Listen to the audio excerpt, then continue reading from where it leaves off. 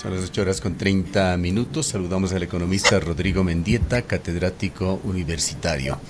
Economista Mendieta, quisiéramos conocer su punto de vista sobre cómo marcha la economía ecuatoriana. Hay opiniones y opiniones. Este reporte del Banco Central de que la economía podría crecer un 2% realmente sorprende tras las apreciaciones que se han dado desde instituciones nacionales, también analistas internacionales, sobre un crecimiento mucho más bajo de Ecuador. ¿Realmente se podrá crecer a esos niveles?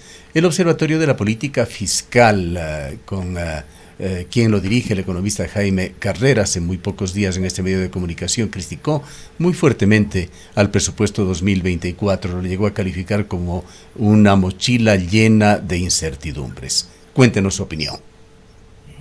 Muy buenos días, Gustavo, muchísimas gracias por la invitación, un saludo cordial a todos quienes nos siguen por este medio de comunicación.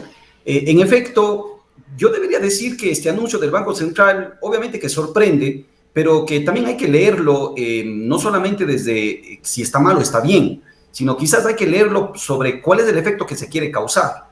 Y yo me atrevería a decir que el gobierno nacional en su conjunto, incluido el Banco Central, este momento como que están empeñados en dar unas señales no internas, sino más bien externas, porque como que están preparando el camino para que el Ecuador pueda acceder a algún nuevo crédito.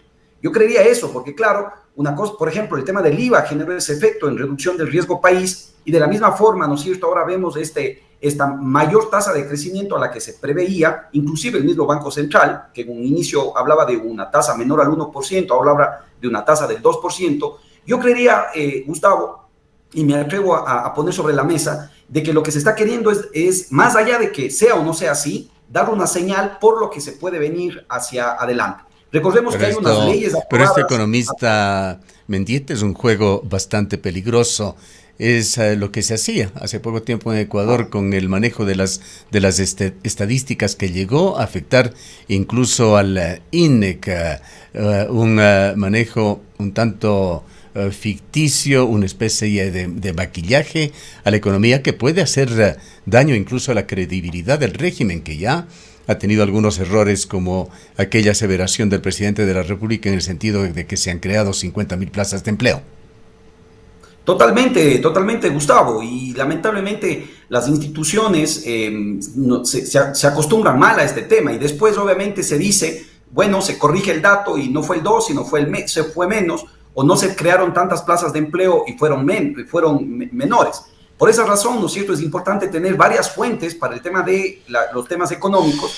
Y, por ejemplo, ahí lo que podemos decir es que más bien está, y ¿por qué decía esto yo del maquillaje, digamos así, para dar una señal distinta a la que realmente sucede? Porque curiosamente esta tasa del 2% del Banco Central se apega mucho a la proyección del Fondo Monetario, que cerró el año 2023 con una proyección sobre la economía ecuatoriana de un 1,8% de crecimiento. Sin embargo, si uno observa, por ejemplo, el crecimiento del Banco Mundial, en cambio dice 0,7%, y las estimaciones propias que tenemos dan un crecimiento entre un 0,8 y máximo 1%. Pero, repito, más allá de las cifras, lo que yo concuerdo, inclusive con la entrevista que usted la replicó, lo que concuerdo es que hay una economía que está estancada, una economía que no crece, que no genera empleo y que obviamente genera válvulas de escape como migración, pobreza, que nos están afectando. Bien, ¿cuál es la proyección en todo caso que usted ve? Y cuéntenos también cómo anda este tema del riesgo país, que sería parte del objetivo del Banco Central, de acuerdo con su deducción, el de tratar de incidir en esas cifras y mejorar la imagen del país. Crecimiento económico y riesgo país, ¿cómo estamos? Bueno, los últimos datos a los que tengo acceso en forma, digamos así, documentada, es que estamos nosotros con un riesgo país que se está reduciendo por debajo de los 1.500 puntos, ¿no? Está llegando a 1.492 y está, digamos así, a la baja. Entonces, eso es importante para el país porque, primero, digamos, pues da una imagen buena hacia afuera, y eso puede generar dos cosas. Uno, si esta inversión extranjera, que repito, como he dicho algunas veces, no es suficiente, solamente el riesgo país, hay una cantidad de elementos que, digamos, configuran el hecho de que una empresa extranjera quiera venir al Ecuador o no, porque tiene muchas alternativas cercanas como Colombia, Perú, que están en mejores condiciones y dan mejores condiciones para esa inversión, pero podría abrirse, digamos, una puerta. Y por otro lado, ese riesgo país también podría generar, ¿no es cierto?, que el Ecuador pueda acceder a mercados internacionales de crédito. Sin embargo, ahí, ¿no es cierto?, le veo que es un poco complicado, porque recordemos que el resto del mundo y sobre todo los Estados Unidos están manteniendo tasas altas, dado los periodos de recesión del año 2023, 2022, 2023, y se prevé que estas tasas altas van a mantenerse durante el año 2024. Entonces, si el Ecuador, vamos a suponer que decide salir a vender bonos para poder cubrir el déficit, puede ser que consiga con este riesgo país que vaya bajando, pero lo va a tener que hacer a tasas altas y claro, eso es otra vez configurar una pelotita que se va a patear hacia adelante y que van a generar problemas de falta de dinero o de necesidad de ingresos para pagar estos créditos en el futuro. Entonces, es una serie de situaciones complejas, Gustavo, pero que hay que ir viendo también cómo se va desmenuzando. Ahora, vemos, por ejemplo, que el tema de inseguridad, al menos hay un ambiente mucho mejor de lo que tuvimos a finalizar el año 2023. Esperemos que eso se mantenga, porque eso obviamente que también reduce la incertidumbre en la inversión, en las empresas, en los consumidores. ¿Cómo ve usted el tema de la remisión tributaria? Esos 114 millones que dice el Servicio de Rentas Internas ha recibido, ¿cómo se contrasta esa cifra también con lo que fue la expectativa? Claro, recordemos que esta remisión estaba dentro de la Ley de Eficiencia Económica y lo que se preveía, ¿no es cierto?, es tener un ingreso aproximado de 960 millones de dólares. Lo que el SRI nos está diciendo es que esta ley ya una vez que, o más bien esta lógica, una vez que ha entrado en efecto, está dando estos resultados. Todo el año se espera 960 millones y obviamente el hecho de que ya haya ingresado, la cifra que usted advierte, Gustavo, pues obviamente es importante porque está causando el efecto que para las arcas fiscales se diseñó este tema. Ahora, lo que hay que tener claro son dos cosas. Una, que esto es un ingreso para este año, no para el siguiente, es decir, es un ingreso únicamente para este año. Es un ingreso además no permanente y que lamentablemente va a tener que venir a cubrir gastos permanentes, porque el gobierno tiene una necesidad de financiamiento de 10.000 millones de dólares para este año. Si sumamos los retrasos del año 2023, el déficit fiscal del 2023, más lo que se proyecta para este año, hay una necesidad de dinero de 10.000 millones de dólares. Entonces, esto va dando ese flujo, repito, pero solo para este año, y obviamente, pues, eso es lo que se está viendo. Ahora, ya si es que entramos en materia de que, por ejemplo, esta remisión de intereses beneficia a estas grandes empresas y obviamente genera un ambiente de que no cumplamos con la ley, porque a la final va a venir este tipo de perdones y de condonaciones, digamos así, obviamente que también eso va a generar, yo diría, pues y va en contra de la cultura tributaria favorable que necesitamos en el país, pero si es que uno lo ve desde las arcas fiscales, pues estos ingresos se están dando. Aparentemente estas políticas de perdón de impuestos, perdón, de intereses van a continuar por parte del gobierno. Esto se vislumbra en este nuevo proyecto de ley que acaba de presentar el gobierno, un nuevo proyecto económico urgente denominado Ley Orgánica Económica Urgente para el Fortalecimiento de las Actividades Turísticas y Fomento del Empleo. En este caso, estas remisiones irán dirigidas al sector turístico. ¿Cómo ve usted esto como política de Estado? A ver, yo creo que en el país hay sectores que necesitan ser incentivados. Hay sectores, ¿y por qué razón? Porque primero tienen una gran capacidad de, digamos así, de emplear a personas. Y sobre todo emplear a empleo que más lo está necesitando este momento, que es el empleo joven. Es el empleo que recién salen de las universidades y que no ven un norte. Es el empleo que están viendo una válvula de escape en el tema de la migración. Entonces yo creo que yo diríamos así que estaría a favor de que en estos sectores, como es el caso del turismo, todo lo que tiene que ver con la industria turística, pues es importante que lo incentivemos. ¿Por qué? Porque es un empleo, repito, que va a unos sectores vulnerables desde el punto de vista de la falta de empleo y por otro lado también es de, digamos así, de rápida recepción de empleo. Entonces, quizás si es que, digamos así, el efecto ahí, lo que se quiere cubrir es de alguna manera paliar los problemas de desempleo en el Ecuador, subempleo, mercado informal, etcétera, que ya nos hemos referido también en otras entrevistas, Gustavo, pues obviamente yo creo que es favorable, puede ser favorable, esperemos que dé el resultado también que las empresas reaccionen de una manera positiva. vayamos al texto de esta ley para hablar con la mayor propiedad sobre este tema que puede ser delicado si es que no se informa correctamente. Señala: los contribuyentes que se encuentren inscritos en el Registro Nacional de Turismo, que sean micro, pequeñas y medianas empresas, podrán diferir el pago del impuesto a la renta del ejercicio económico 2024 sin intereses ni multas hasta 24 meses, de conformidad con los requisitos que se establecerán en el reglamento emitido para el efecto. ¿Cómo le parece? Lo que ahí está haciendo... Norma que va a la Asamblea a consideración para eventualmente ser aprobada. Claro, lo que básicamente eso está haciendo es otorgándole liquidez a estas empresas de turismo. Les está dando liquidez porque les está prorrateando, si es que cabe el término, les está posponiendo o haciendo que pague en cómodas cuotas, digamos así, más hacia adelante, el tema del impuesto a la renta, ¿no? Entonces, lo que le está dando es liquidez a este sector. Ahora, si uno ve desde el punto de vista y dice, claro, pero ¿cómo podemos concebir esto si es que el gobierno está necesitando plata? Por eso está el IVA y por eso está una serie de impuestos adicionales, pero por otro lado está condonando, o más bien generando estas facilidades a otro sector. Ahí hay dos cosas, y vuelvo a lo primero. Es un sector que puede generar empleo rápido y de una manera, yo diría, importante.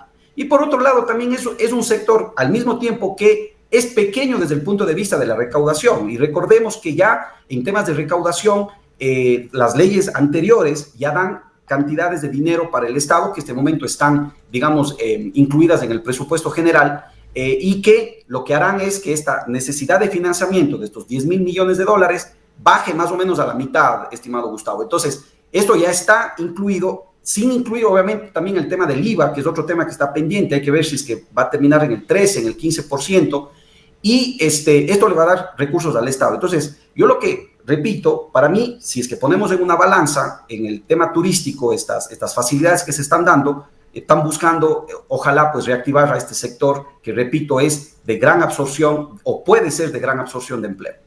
El esquema del IVA, dicho sea de paso, es muy claro ya. En algún momento, dentro del mes que está por iniciarse, en marzo, entrará el 13%, según se deduce de las declaraciones de portavoces del propio Ministerio de Economía, y a partir del 1 de abril el 15%. Se habla de un incremento temporal, pero temporal de 2 años.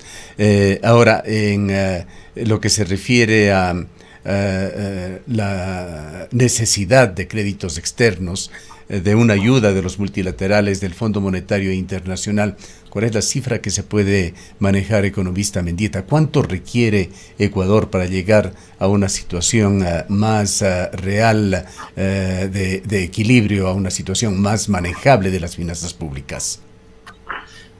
A ver, Gustavo, primero, yo creo que si nosotros le traslapamos a este análisis económico un análisis político y percibiendo el tema o preveyendo el tema de la consulta popular el 21 de abril, yo creería que todavía el presidente está midiendo a ver cómo termina lo del IVA. O sea, yo creo que por ahí podemos tener sorpresas todavía. Es mi posición y mi visión sobre todo. Es decir, a sabiendas que el 15% puede afectar más a la canasta básica, a las personas de bajos ingresos, puede ser que se quede en un 13%, pero con temas de cálculos políticos. Eso es un poco mi visión.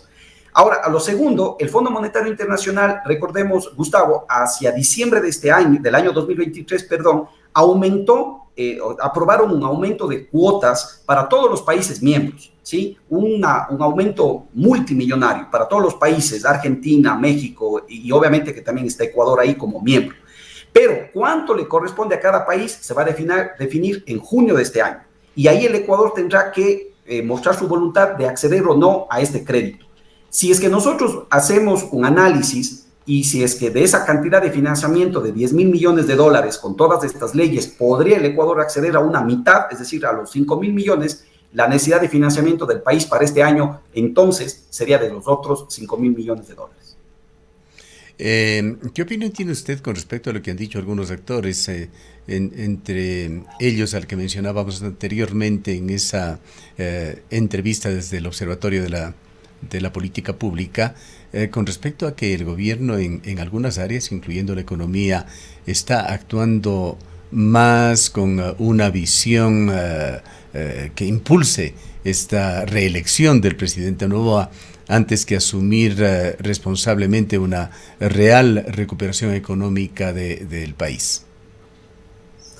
Completamente de acuerdo, porque inclusive recordemos, Gustavo, que cuando uno en la economía conjuga lo económico y lo político, entra en lo que se denomina el ciclo político-económico. Y lamentablemente uno tiene mucha evidencia como cuando hay elecciones o llamados a consultas, etcétera, los gobiernos entran en una lógica de gasto porque están, ¿no es cierto?, en un tema de reelección, está buscando reelección, está buscando mantener réditos políticos.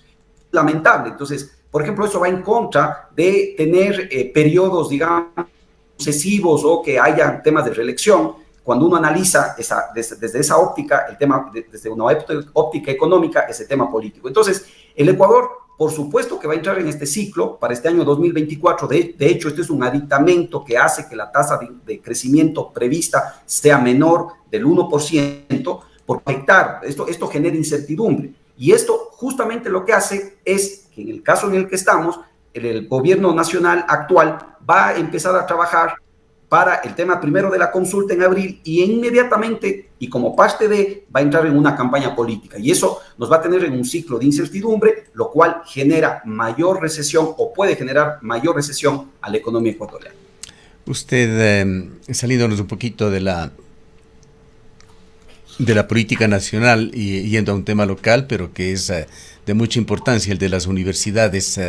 ¿Cómo ha visto este tema del presupuesto general del Estado y las universidades? Se habla de importantes recortes de algo más de 100 millones de dólares.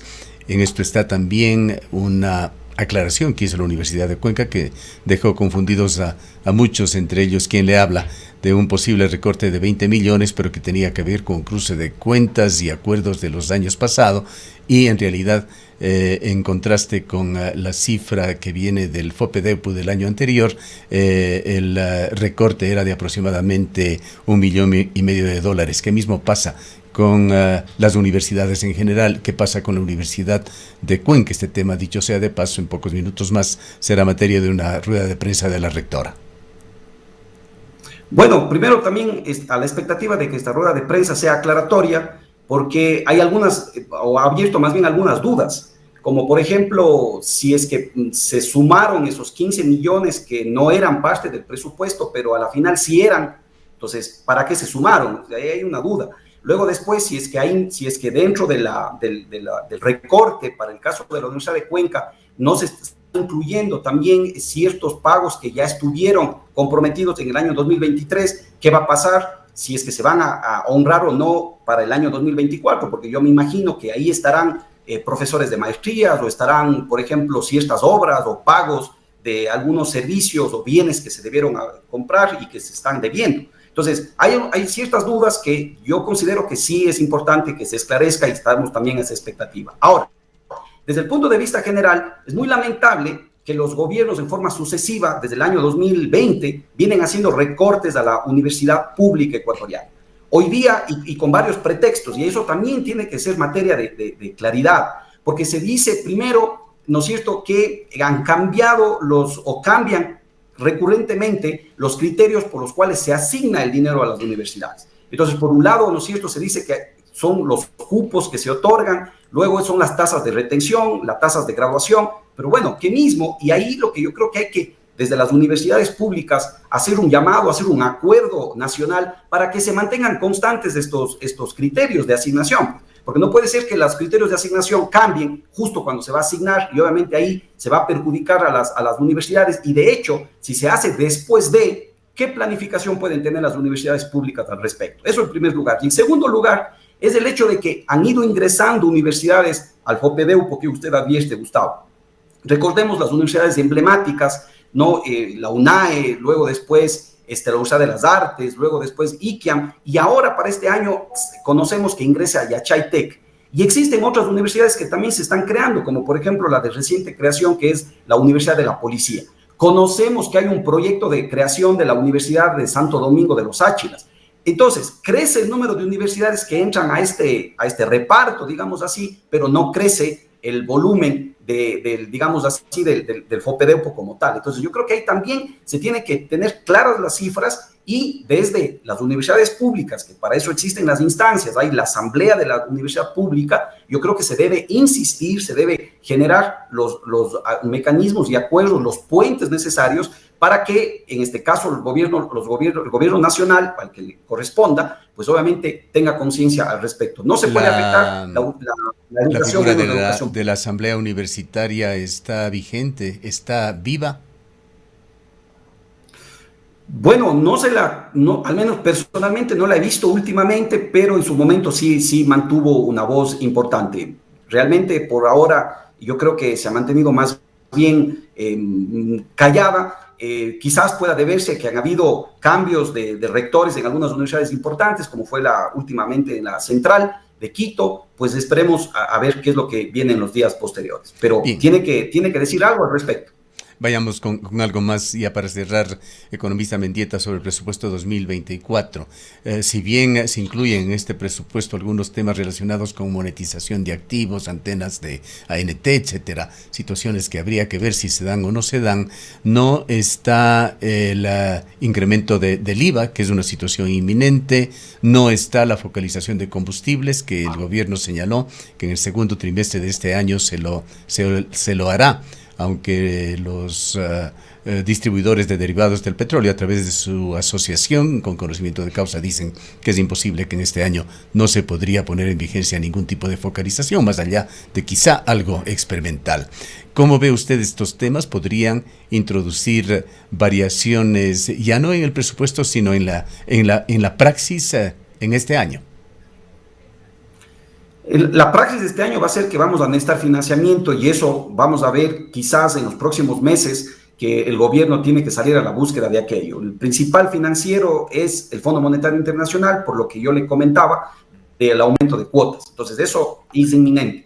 Lo otro, ¿no es cierto? Por ejemplo, la monetización de ciertos activos siempre se ponen, pero al final no se dan. O sea, prácticamente es como, digamos así, esconder el verdadero déficit que al final del año se va a concretar. Como usted bien advierte, no está todavía el tema del IVA. Yo sigo insistiendo que hay que esperar a ver cómo se desata el tema, porque si aumenta al 15%, eso le generará, de cifras del Ministerio de Economía, alrededor de $1.070 millones en lo que va el año 2024, pero si queda en el 13%, más o menos será entre 350 y $400 millones adicionales, que viene en algo a paliar el déficit, pero no a solucionar. ¿Qué le hace pensar a usted que el IVA al 15% podría no activarse el 1 de abril?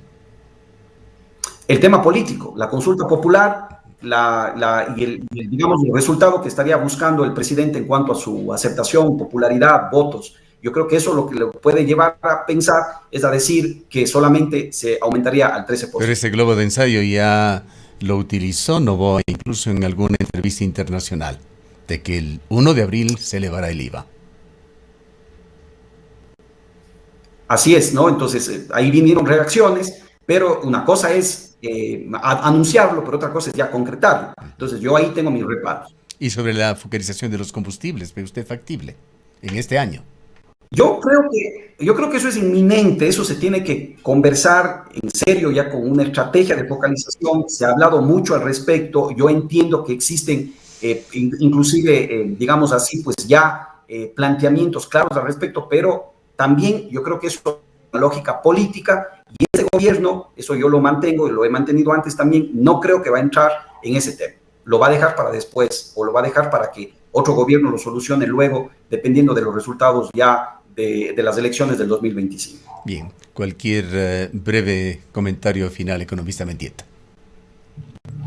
No, yo creo que como siempre, pues Gustavo, estamos gustosos de compartir, sobre todo explicaciones que puedan esclarecer a veces estos complejos temas económicos, ya sean nacionales o locales. A las órdenes siempre, Gustavo. Le agradecemos mucho por su presencia. Han escuchado al economista Rodrigo Mendieta, catedrático universitario. Él fue rector de la UNAE y es un experto en economía. Son las 9:15. Con el Club de Puntos Coperco, tus transacciones ganan puntos.